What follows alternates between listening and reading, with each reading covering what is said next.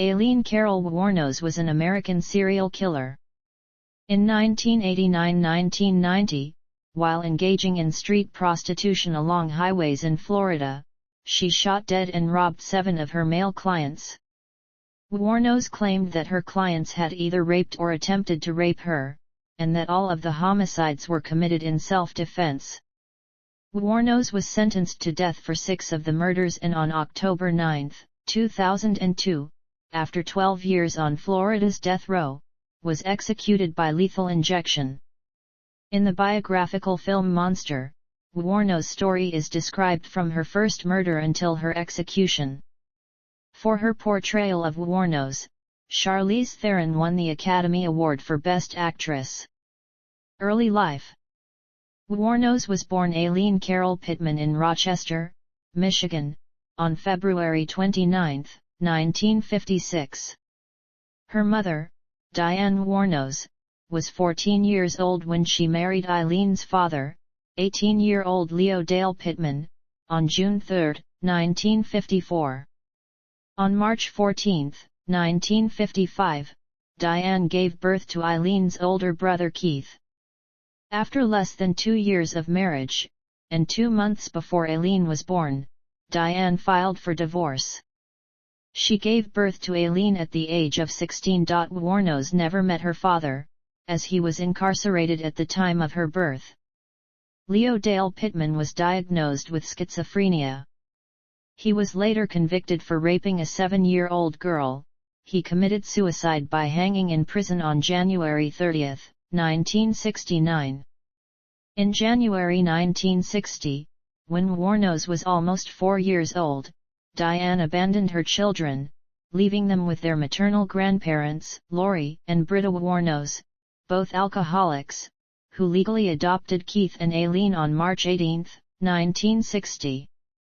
By the age of 11, Wuornos began engaging in sexual activities in school in exchange for cigarettes, drugs, and food.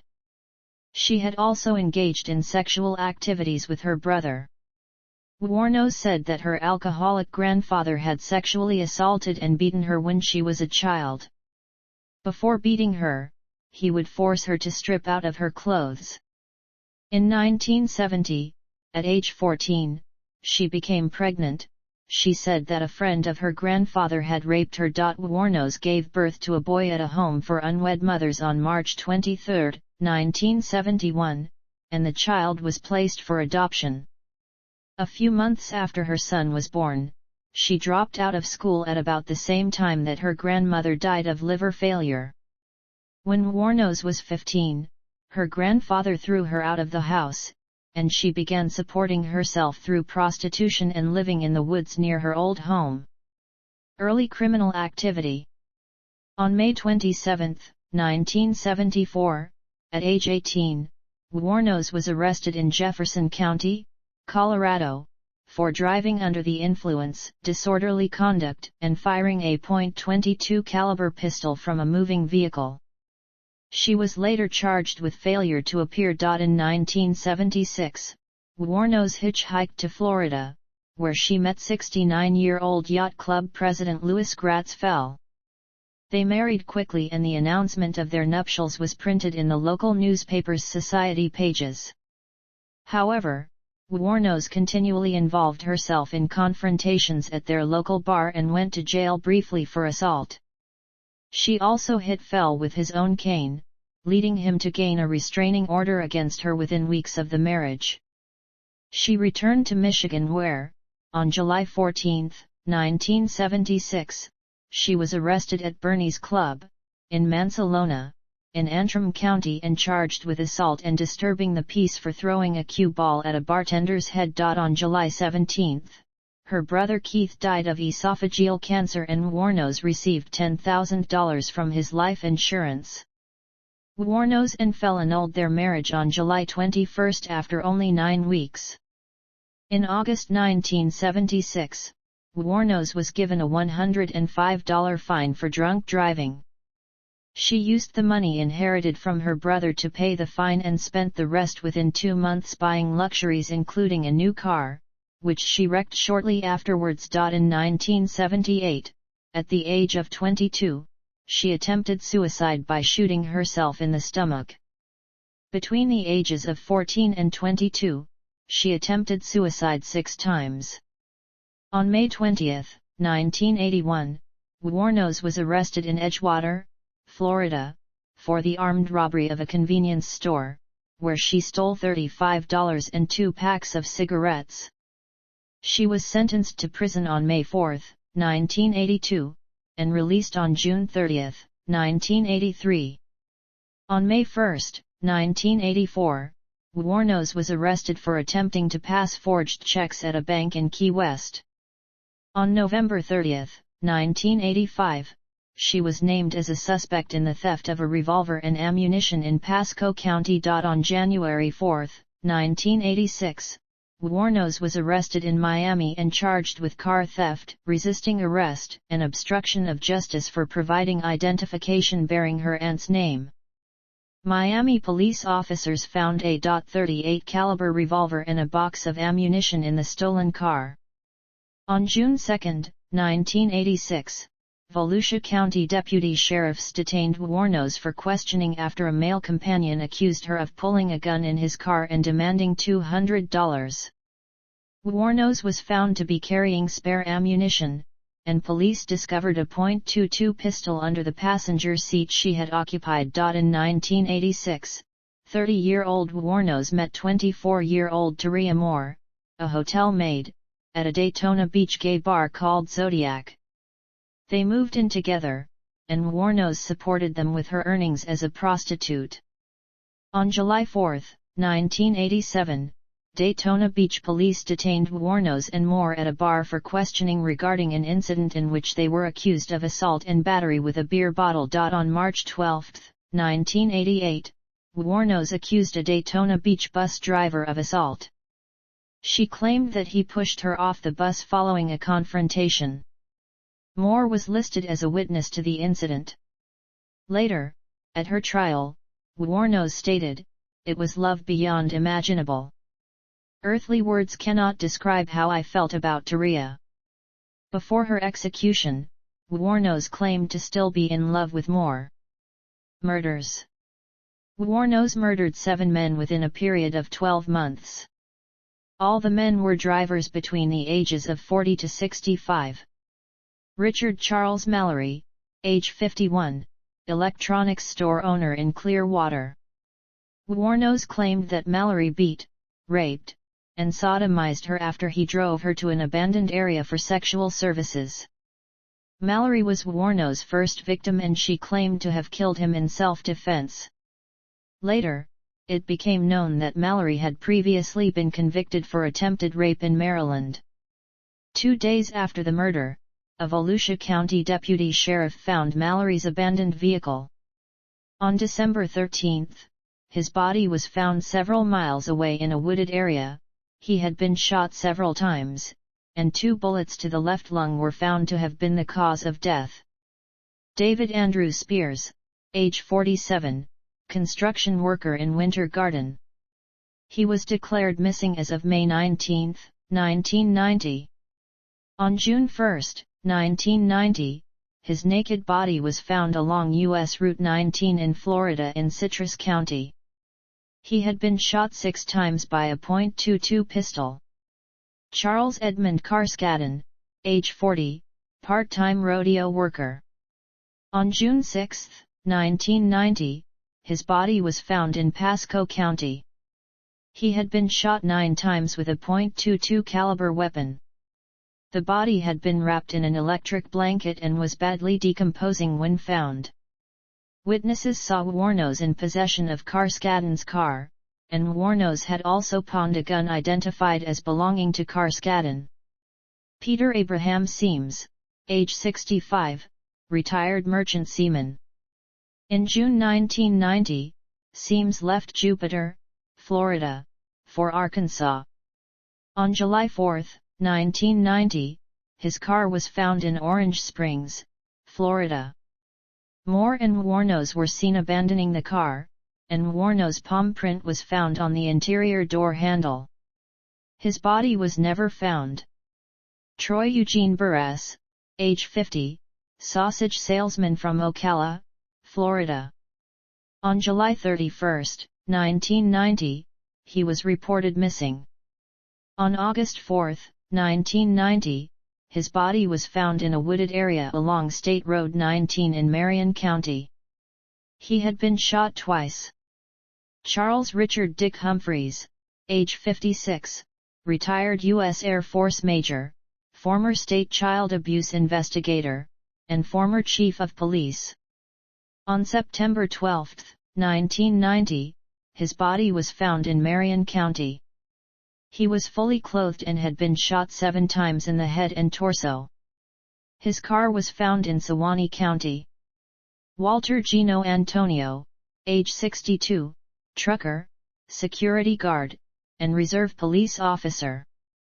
On November 19, 1990, Antonio's nearly naked body was found near a remote logging road in Dixie County. He had been shot 4 times. 5 days later, his car was found in Brevard County. Arrest and trial. On July 4, 1990, Wuornos and Moore abandoned victim Peter Seam's car after they were involved in an accident. Rhonda Bailey, who witnessed the accident, provided police with a description of 2 women, resulting in a media campaign to locate them. Police also found some of the victims' belongings in pawn shops. Wuornos' fingerprint that was found on a receipt at one of the pawn shops matched the print that was left in Seam's car. Wuornos had a criminal record in Florida, and samples of her prints were in a database. On January 9, 1991, Wuornos was arrested on an outstanding warrant at the Last Resort Biker Bar in Volusia County. Police located Moore the next day in Scranton, Pennsylvania. She agreed to elicit a confession from Wuornos in exchange for immunity from prosecution. Moore returned with the police to Florida, where she was put up in a motel. Under police guidance, she made numerous telephone calls to Wuornos, pleading for help in clearing her name. 3 days later, on January 16, 1991, Wuornos confessed to the murders. She claimed the men had tried to rape her and she killed them in self-defense. In November 1991, Wuornos was legally adopted by 44-year-old Aileen Carol, who saw her photo in a newspaper. On January 14, 1992, Wuornos went to trial for the murder of Richard Charles Mallory. Although previous convictions are normally inadmissible in criminal trials, under Florida's Williams rule, the prosecution was allowed to introduce evidence related to her other crimes to show a pattern of illegal activity. On January 27, 1992, Wuornos was convicted of Mallory's murder with help from Moore's testimony. At her sentencing, psychiatrists for the defense testified that Wuornos was mentally unstable and diagnosed her with borderline personality disorder and antisocial personality disorder.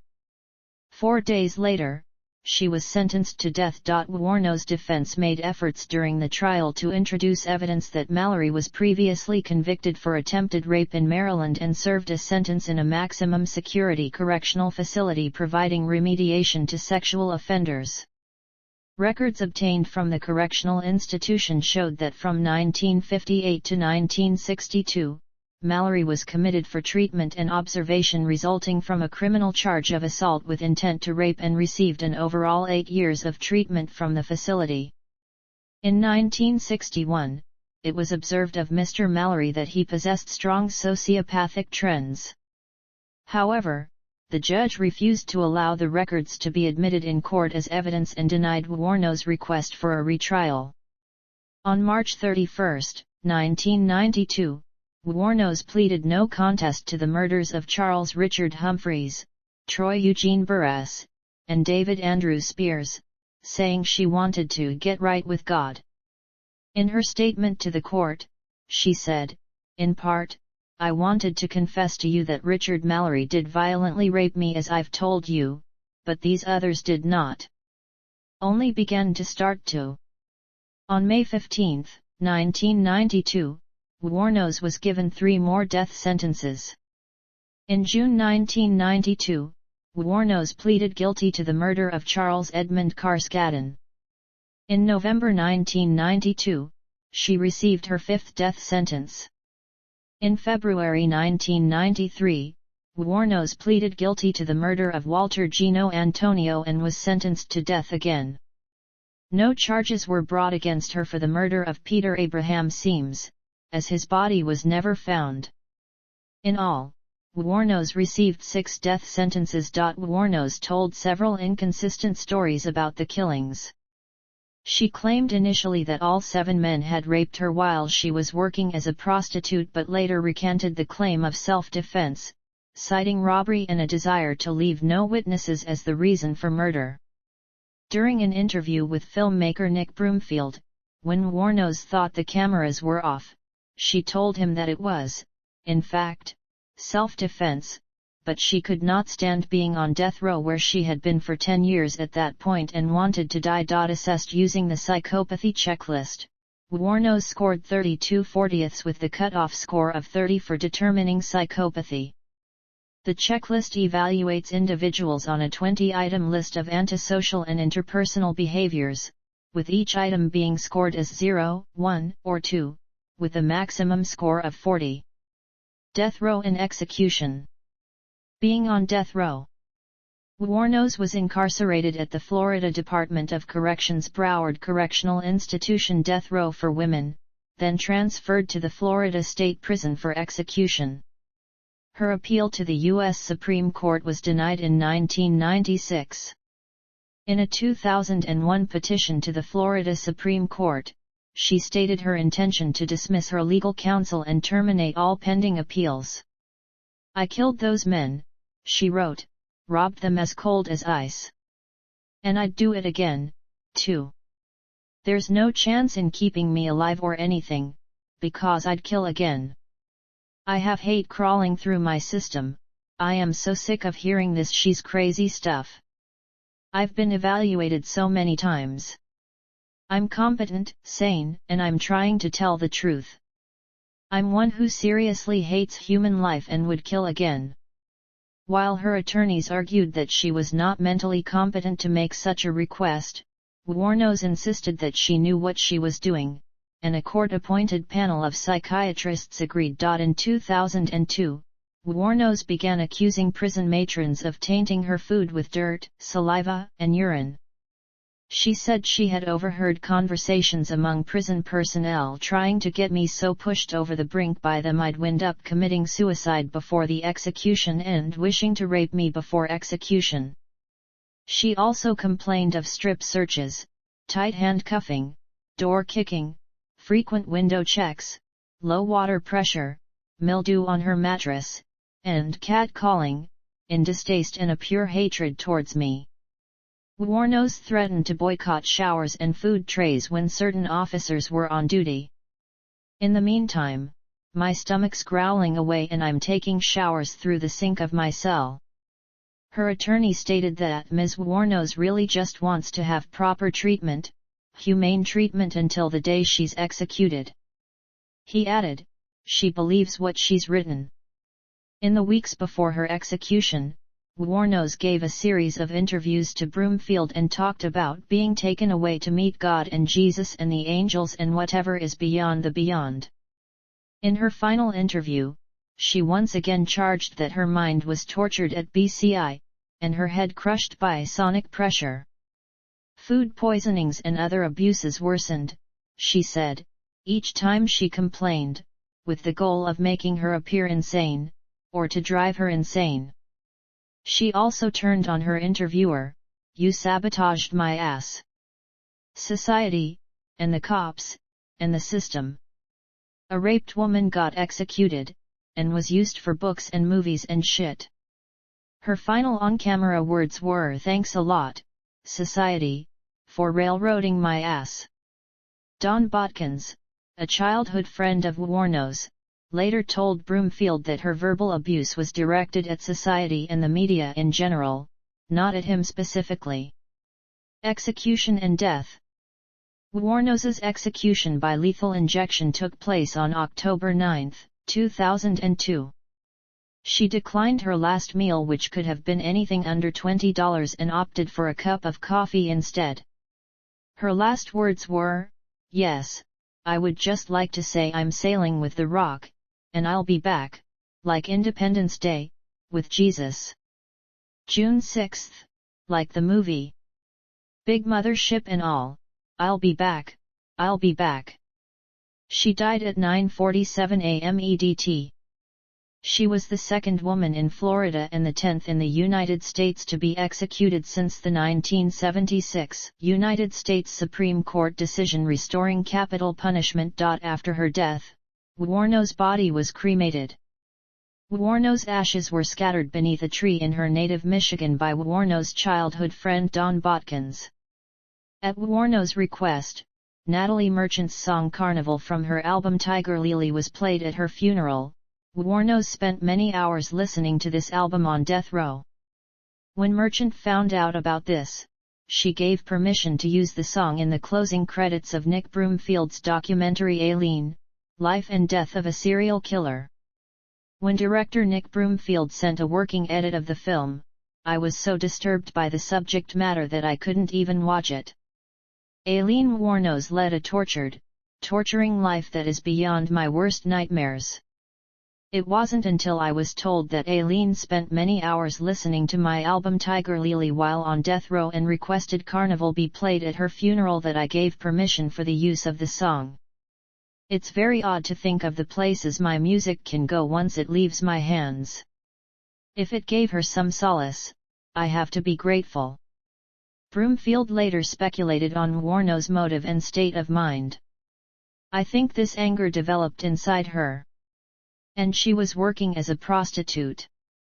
I think she had a lot of awful encounters on the roads.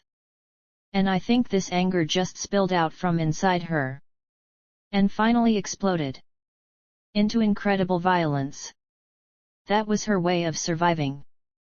I think Aileen really believed that she had killed in self-defense.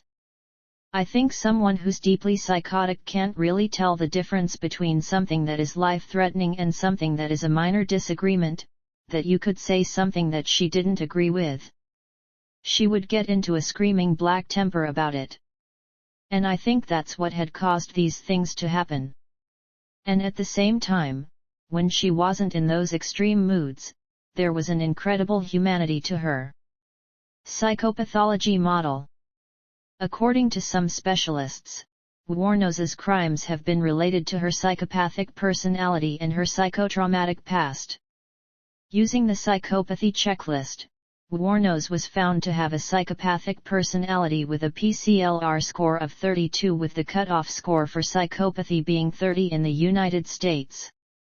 Wuornos was also known to meet the relevant criteria for determining both borderline personality disorder and antisocial personality disorder. Much of Wuornos' childhood sexual abuse and career in sex work are said to have irrevocably damaged her, and it could be seen that traumatic experiences throughout most of her young life could play a part in Wuornos's psychological state, including her biological mother's departure as well as her grandmother ignoring the abuse she endured from her grandfather, thus leading to the lack of development of a mother-daughter bond for Wuornos as a young girl.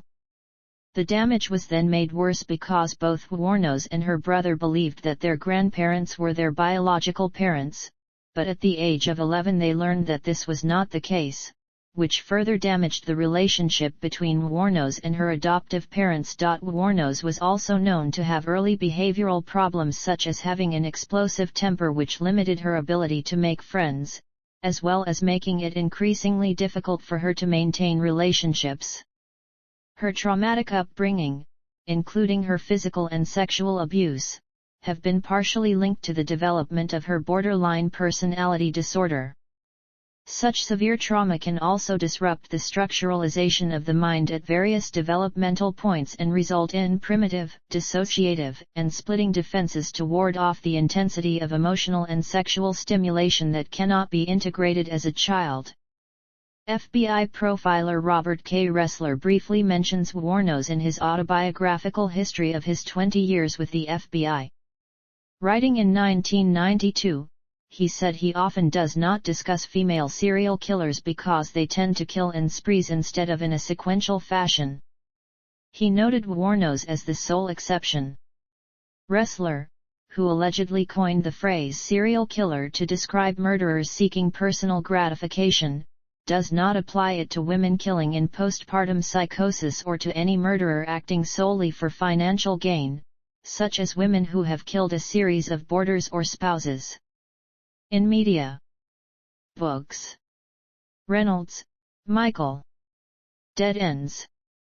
Warner. ISBN 9780446362825. Russell, Sue. Lethal Intent. Pinnacle Books. ISBN 078-601-5187.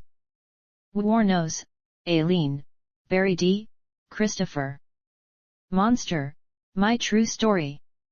John Blake Publishing. ISBN 978-1844540792. Wuornos, Aileen. Kester, Lisa, Gottlieb, Daphne. Dear Dawn, Aileen Wuornos in her own words. Soft Skull Press. ISBN 978-1593762902. Other works: the poem Sugar Zero by Rima Banerjee. The poem Aileen Wuornos by Doran Brunstein. The book Life of the Party. The poet Olivia Gatwood refers to Wuornos throughout her book. Documentaries. Filmmaker Nick Broomfield directed 2 documentaries about Wuornos. Aileen Wuornos, The Selling of a Serial Killer. Aileen, Life and Death of a Serial Killer. Wuornos was the subject of episodes of the documentary TV series American Justice, Biography, and Deadly Women. She was also featured in an episode of the TV series The New Detectives. An episode of Murder Made Me Famous on the Realts television network, airing December 1, 2018, chronicled the case. In February 2020, the series Very Scary People was shown on the Crime and Investigation. Episodes 3 and 4 describes how the investigation into Wuornos was conducted. A 2021 episode of Catching Killers from Netflix is centered around Wuornos. The 40-minute episode is titled, Manhunter, Aileen Wuornos. Films. The biographical drama film Monster, written and directed by Patty Jenkins, stars Charlize Theron as Wuornos and Christina Ricci as Taria Moore. It chronicles Wuornos' life and her relationship with her girlfriend, Moore, who testified against Wuornos. Theron won the Academy Award for Best Actress for her performance in the film. The horror thriller film Aileen Wuornos, American Boogie Woman, a prequel to Monster, was released as video on demand on October 8, 2021, and on DVD on October 15, 2021. It stars Peyton List as a young Wuornos. Television. The TV movie Overkill, the Aileen Wuornos story, starred Jean Smart as Wuornos. The antagonist of the 2002 Law & Order, Special Victims Unit episode Chameleon Maggie Peterson, a sex worker who murders her Johns, is based on Wuornos. In 2014, in a Saturday Night Live sketch, Charlize Theron made a self-reference to her role from Monster and played a cat lady, whose image and behavior are based on Aileen Wuornos. In 2015, Lily Raby portrayed a fictionalized version of Wuornos as part of a Halloween storyline in American Horror Story, Hotel, in the 4th episode of the show's 5th season, and later in the season finale. Music. An operatic adaptation of Wuornos' life premiered at San Francisco, California's Yerba Buena Center for the Arts on June 22, 2001. Entitled Wuornos, the opera was written by composer/librettist Carla Lucero, conducted by Mary Chun, and produced by the John Sims Center for the Performing Arts. Several musicians have written songs about Wuornos, including Jewel, the New York-based metalcore band It Dies Today, and Pablo Hazel. The singer Diamanda Galas recorded a live cover of the Phil Ochs song Iron Lady, which she would often perform as a tribute to Wuornos, for her performance album Malediction and Prayer. Samples of interviews with Wuornos feature prominently throughout Dragged into Sunlight's 2009 album Hatred for Mankind, and Lingua Ignota's 2017 album All Bitches Die at the beginning of the songs for I Am the Light and Holy is the Name. The song Pour Aileen by Super Heaven, which is the final track from the 2015 album Ours is Chrome, is written about Aileen Wuornos. A parody cover version of Dolly Parton's song Jolene called Aileen, dedicated by Wuornos, is featured on Willem Belly's third album. The music video, featuring Gigi Gorgeous portraying Wuornos, was released on November 1, 2018. In 2019, rapper Cardi B recreated Wuornos' famous mugshot for her single Press. In 2020, rapper Sadistic released the song Aileen Wuornos, dedicated to the serial killer, on his Delirium EP.